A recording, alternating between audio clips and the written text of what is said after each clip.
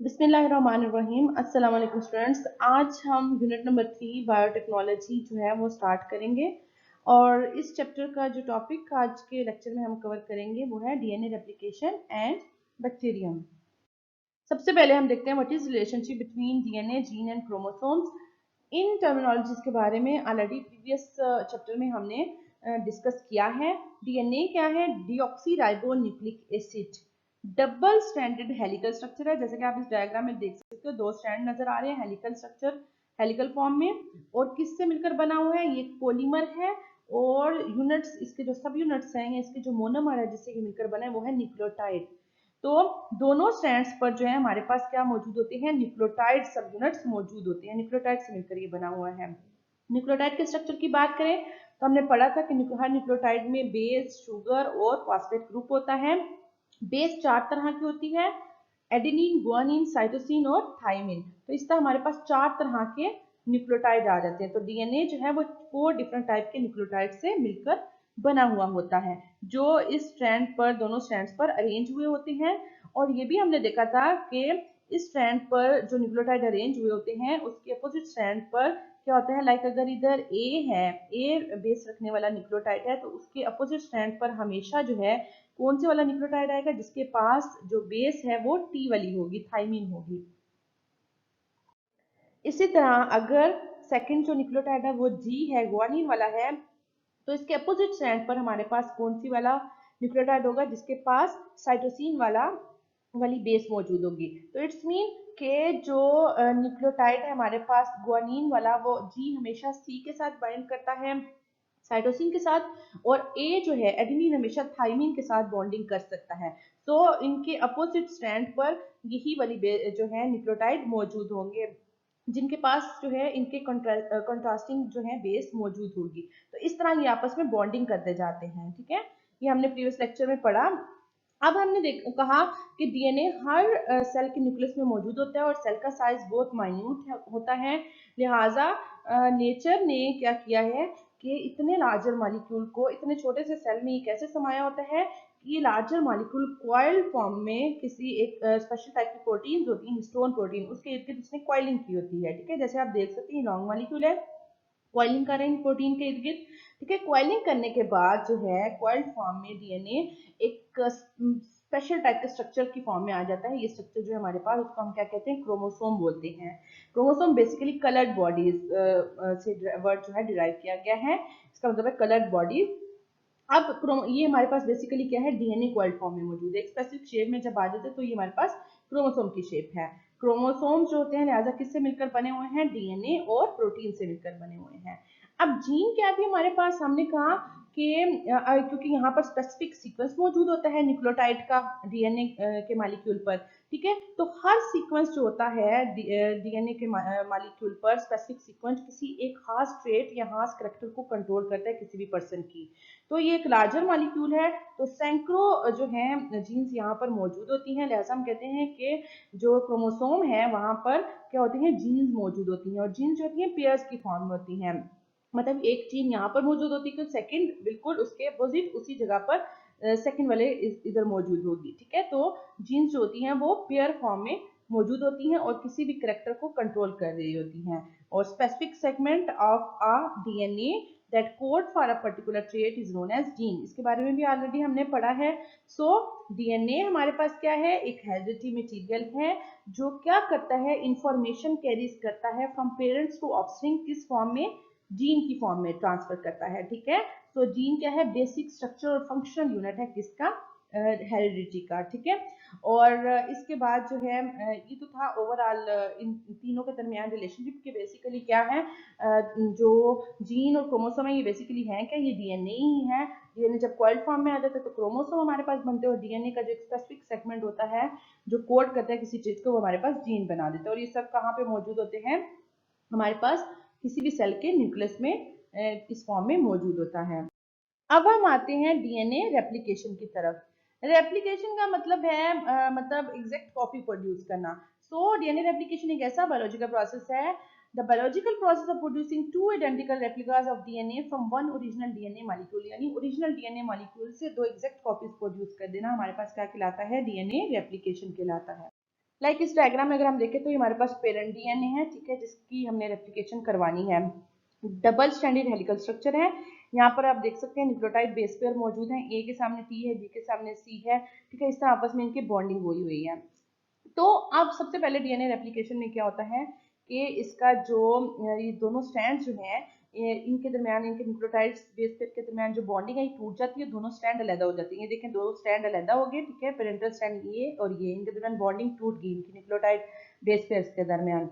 जब ये सेपरेट हो जाते हैं तो फिर क्या होता है, 4 डिफरेंट टाइप के जो न्यूक्लियोटाइड जिससे डीएनए मिलकर बना था, वो 4 डिफरेंट टाइप के न्यूक्लियोटाइड्स क्या होते हैं, यहाँ पर अरेंज होना शुरू कर देते हैं। अब ये स्ट्रैंड अलग हो गया, ये स्ट्रैंड अलग हो गया, दोनों पेरेंट स्ट्रैंड। तो दोनों पेरेंट स्ट्रैंड के सामने दोबारा से ये देखें आप, इसके सामने भी एक न्यूक्लियोटाइड्स अरेंज होना शुरू हो गए हैं। इसके मतलब लाइक अगर इधर जी था, सी था, जी था, सी, तो इसके सामने कौन सा वाला न्यूक्लियोटाइड आके असेंबल हो रहा है और बॉन्डिंग कर रहा है, सी वाला, जी वाला, ठीक है। तो ये सारा जो है इस तरह जितना जो स्ट्रैंड अलग होता है पेरेंट का, उसके सामने बिल्कुल जो है उसका कंप्लीमेंट्री स्ट्रैंड बन जाता है। इसी तरह दूसरा जो पेरेंट का स्ट्रैंड था उसके सामने भी कंप्लीमेंट्री जो है एक बन गया है, ठीक है। तो इस तरह अगर हम देखें तो हमारे पास एंड पे तो क्या हुआ, 2 एग्जैक्ट कॉपीज बन गई हैं, ठीक है, एग्जैक्ट कॉपी। अब हमारे पास 4 स्ट्रैंड्स हैं, 1 2 3 4, 2 कॉपीज बनी है, हर कॉपी में एक ओरिजिनल स्ट्रैंड है पेरेंट वाला और एक न्यू स्ट्रैंड है, ठीक है। यहाँ पे भी आप देखो, ये पेरेंट स्ट्रैंड है और ये पिंक में जो नजर आ रहा है ये न्यू स्ट्रैंड है, ठीक है।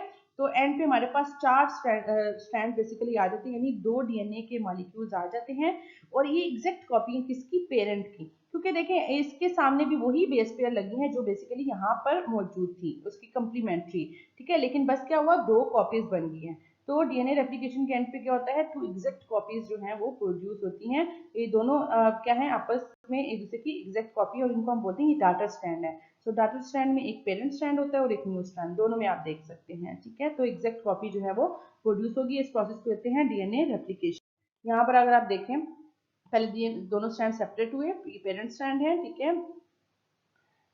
अब क्या होगा, ये देखें, अब दोनों पेरेंट स्ट्रैंड के कंप्लीमेंट्री न्यूक्लियोटाइड जो हैं वो अरेंज होंगे, और ये देखें अब न्यू स्ट्रैंड जो है वो बनता जा रहा है, ठीक है। तो हमारे पास 2 एग्जैक्ट कॉपीज आ जाएंगी हमारे पास, ठीक है।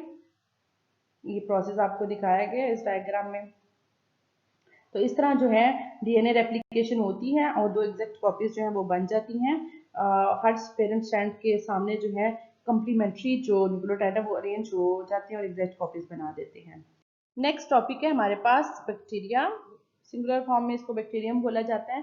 तो अगर देखें तो यूनिसेलुलर ऑर्गेनिज्म है, सिंगल सेल पर मुश्तमिल होता है, और ये बेसिकली क्या है, इसमें प्रोकैरियोट्स में आता है, यानी इसमें जो है मेम्ब्रेन बाउंड न्यूक्लियस मौजूद नहीं होता। ये देखें, इसका जो डीएनए है वो साइटोप्लाज्म में मौजूद है। इसकी एक प्रॉपर्टी ये भी होती है कि इसमें एक्स्ट्रा क्रोमोसोमल एक सर्कुलर टाइप फॉर्म में जो एक डीएनए मौजूद होता है, जिसको हम क्या कहते हैं, प्लाज्मिड बोलते हैं, ठीक है। और यहाँ पर आप देख सकते हैं प्लाज्मिड दिखाया गया है। प्लाज्मिड की स्पेसिफिक प्रॉपर्टीज होती हैं। प्लाज्मिड को वेक्टर भी कहा जाता है। वेक्टर क्यों कहा जाता है, वेक्टर ऐसी चीज को बोलते हैं जो किसी फॉरेन चीज को जो है कैरी कर सके, ठीक है। लाइक इसके पास, प्लाज्मिड के पास प्रॉपर्टी होती है कि हम इसका जो डीएनए का सीक्वेंस है उसको कट करके, ठीक है, उसकी जगह हम कोई दूसरा सीक्वेंस इंट्रोड्यूस करवा सकते हैं, ठीक है।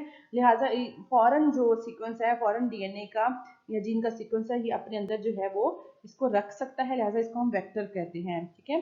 Plasmid act as a carrier of gene, ठीक है, यानी अपने साथ जो है किसी और ऑर्गेनिज्म की जो जीन है वो उसको अपने इसमें रख सकता है, मतलब उसको पेस्ट कर सकता है। यहाँ पर जेनेटिक इंजीनियरिंग क्या है, हमारे पास बायोटेक्नोलॉजी की एक ऐसी तकनीक है जिसमें हम क्या करते हैं, किसी भी ऑर्गेनिज्म से उसकी यूजफुल जीन जो होती है, पर्टिकुलर सीक्वेंस जो होता है उसका डीएनए का, वो हम सिलेक्ट करते हैं, उसको सेपरेट करते हैं, और फिर उसको जो है किसी दूसरे ऑर्गेनिज्म में हम इंसर्ट कर देते हैं, इंट्रोड्यूस करवा देते हैं। तो इस तरह वो ऑर्गेनिज्म जिसके पास फॉरेन जो है जीन होती है, किसी दूसरे ऑर्गेनिज्म की जीन होती है, उस ऑर्गेनिज्म को हम क्या कहते हैं, ट्रांसजीनिक ऑर्गेनिज्म बोलते हैं, ठीक है। सो बायो जेनेटिक इंजीनियरिंग ऐसी तकनीक है जिसमें एक काम जो है, यानी ट्रांसजेनिक ऑर्गेनिज्म बनाए जाते हैं और ये काम जो है वो किया जाता है। अब हम देखते हैं कि किस तरह किसी बैक्टीरियम में जो है फॉरेन जीन इंट्रोड्यूस करवाई जा सकती है। सबसे पहले फॉरेन जीन इंट्रोड्यूस करवाने से पहले ज़रूरी है कि हम जो डिजायरस जीन है जिसको हम बैक्टीरिया में इंट्रोड्यूस करवाना चाहते हैं उसको आइडेंटिफाई करें ऑर्गेनिज्म में और फिर उसको सेपरेट करें। तो लिहाजा सबसे पहले ये देखें, ये ह्यूमन सेल है सपोज, ठीक है, उसके क्रोमोसोम का पोर्शन है हमारे पास, ठीक है। उसको हम जो है, ये हमारी डिजायरस जीन है, ये येलो कलर में जो नजर आ रही होगी वो जीन है जो इंसुलिन फॉर्मेशन में इन्वॉल्व होती है। और इंसुलिन क्या करता है, ग्लूकोज लेवल जो है बॉडी में मेंटेन करता है। अब ये हमारी डिजायरस जीन है, हम क्या करते हैं इस डिजायरस जीन को आइडेंटिफाई करने के बाद इसको क्या करते हैं, आइसोलेट करते हैं इस क्रोमोसोम से। इस तो आइसोलेट कैसे करते हैं, स्पेशल टाइप के एंजाइम होते हैं, रिस्ट्रिक्शन एंजाइम, ये इनको मॉलिक्यूलर सीजर भी बोला जाता है। वो इस सीक्वेंस को, इस जीन को स्पेसिफिक साइट पर कट करते हैं। ये हमारे पास ये है, हमारी डिजायर्ड जीन आ गई है। अब हम इसको बैक्टीरिया में कैसे इंट्रोड्यूस करवाते हैं, ये हमारे पास बैक्टीरिया का स्ट्रक्चर है, ठीक है। हमने कहा था बैक्टीरिया के पास जो एक्स्ट्रा क्रोमोसोमल डीएनए मौजूद होते हैं, लाइक प्लाज्मिड, जिसको हमने कहा था प्लाज्मिड वेक्टर का काम करते हैं, यानी फॉरेन जीन को जो है कैरी कर सकते हैं। अब क्या करते हैं हम, बैक्टीरिया से प्लाज्मिड उसको सेपरेट करते हैं, प्लाज्मिड को उसी इंजाइम, रिस्ट्रिक्शन इंजाइम यानी मॉलिक्यूलर सीजर्स की मदद से इसको कट करते हैं। ये देखिए इसका सीक्वेंस हमने कट कर दिया, गैप क्रिएट हो गया।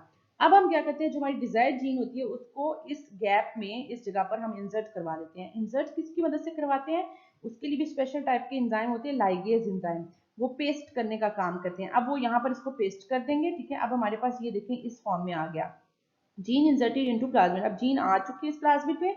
अब इस प्लाज्मिड को दोबारा से हम किस में इंट्रोड्यूस करवा देंगे, बैक्टीरिया में।